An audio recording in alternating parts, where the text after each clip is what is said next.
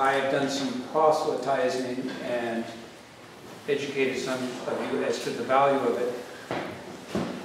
This session is based on notes that go back more than a quarter century. So there's a little experience being shared here. No.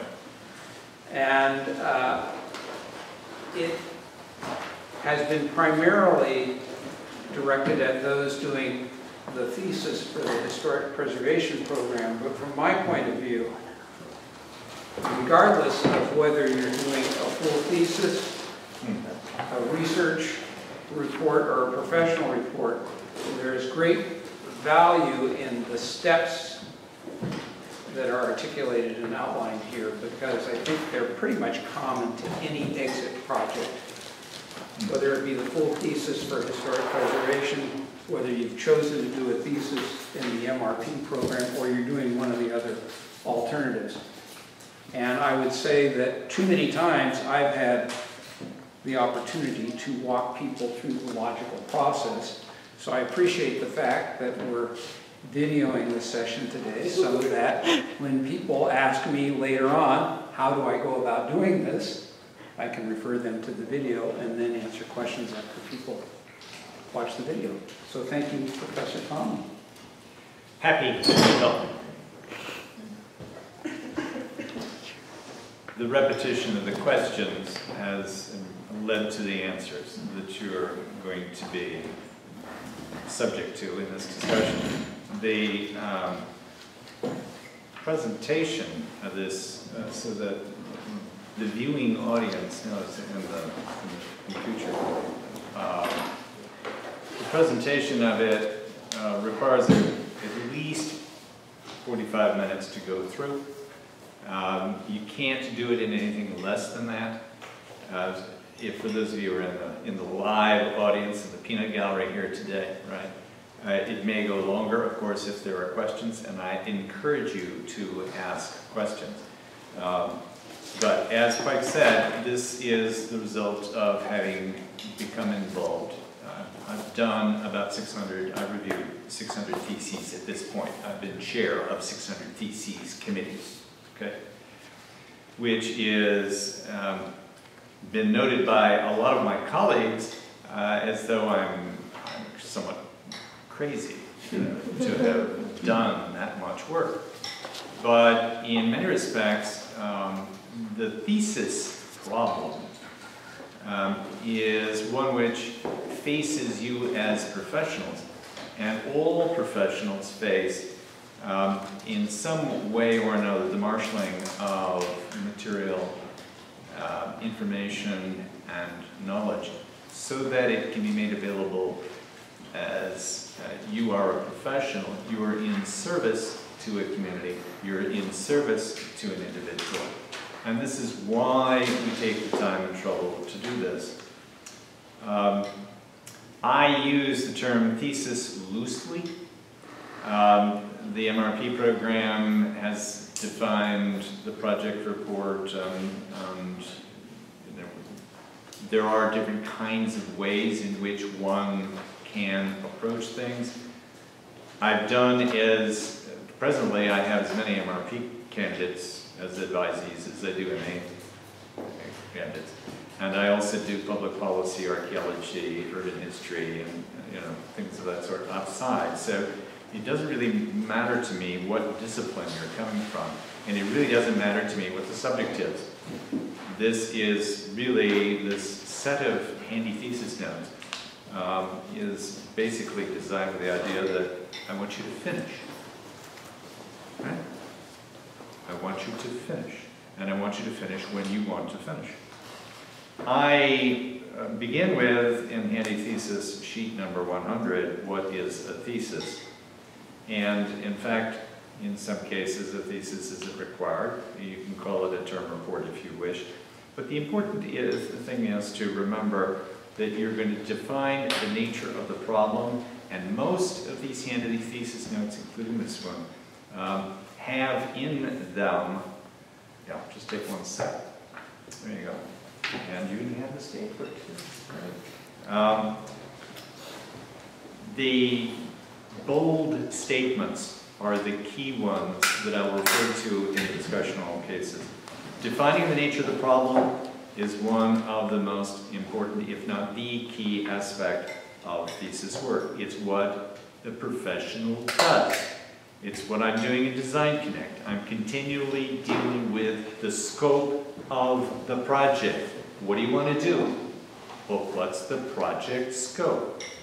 What is the time frame is what we begin to. So, curiously enough, the point of view or argument that you begin with investigating may or may not be completely justified at the end of your work, which is to say that you don't have to succeed in the way in which you originally had anticipated. A thesis can be a completely great work or project report, completely justified if you reach conclusions which you didn't think you were going to reach at the outset. And there are a lot of people who think that for whatever reason, it's got to go in a certain direction or the other direction. The reality is the data might not support that.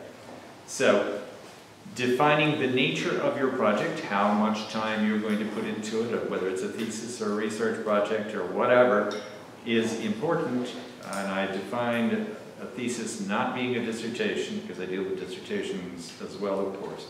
And at the bottom of the page, note, the chief delimiters of thesis work and projects in historic preservation or any discipline are the artificial constraints of geography and chronology. You can't study all of time, right? And you're never going to study all of the geography on the face of the planet in outer space, as the case may be, right? So you've got to choose a time sequence, a narrow time band, and you have to choose for yourself a geography that makes sense, okay? And we'll talk a little bit more about the geography, because what you'll find as we move along, that your access to information about the topic is the primary delimiter that lies behind the scenes in your geography and your chronology, okay? Access to the information you need. If you don't have access, if you're studying Shanghai and you don't have access to material in Shanghai, you're going to have a hard time doing much of anything, right? Or whatever the case may be. So when do you want to finish? Which is handy sheet number 102.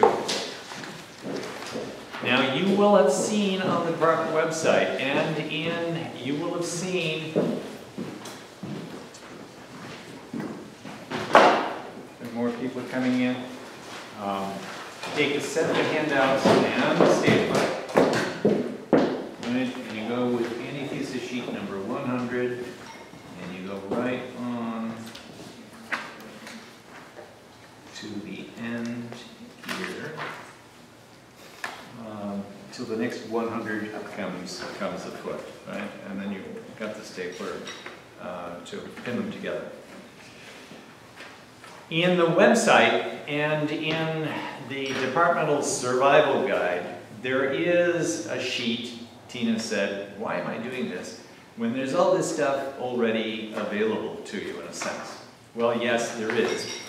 But the reason I do what I'm doing today here, and the reason we have handy thesis note number 102 is to make you think through the steps on the problem for yourselves, each of you, right? The question of when you finish is to really, well, it's determined by all the steps that you have to go through before you get to the point where you really submit the bound work. Right? So, part of the problem lies in being able to set and maintain the calendar that includes all the benchmark steps. And because you haven't done it before, particularly not here, you may have done a thesis at the undergraduate level, some of you, right? But the benchmark steps here are different than what it is at the undergraduate level, so you have to think through the steps for yourself. At the outset, without much experience in having undertaken such a lengthy work, one of the most difficult aspects is to judge how long your research might take. Now, some of you have some research, but the question really is, how much more research do I have to do, right? And what do I have to add to it? Well, first you have to evaluate the relevant work you have in hand, right? Then you consider the relationship between your other classes and your current idea for a thesis or a project report. Because you have to quarantine enough time to develop your research in such a way as to be able to operate on it or use it whenever you start writing, right? Now, the problem for most of you is that you're doing 16 things in your lives. That's the case for all of us, right? And the reality is there's not enough time.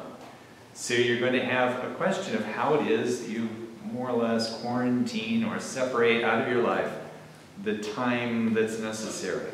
Is it possible to make use of what you've already studied or about to examine and put it in some long-term research? Well, you'll do that to some degree inevitably because you know something about the topic, but you don't believe that you know enough. What do you need to know in addition? What possibility arises for you to enlist an instructor who's a specialist?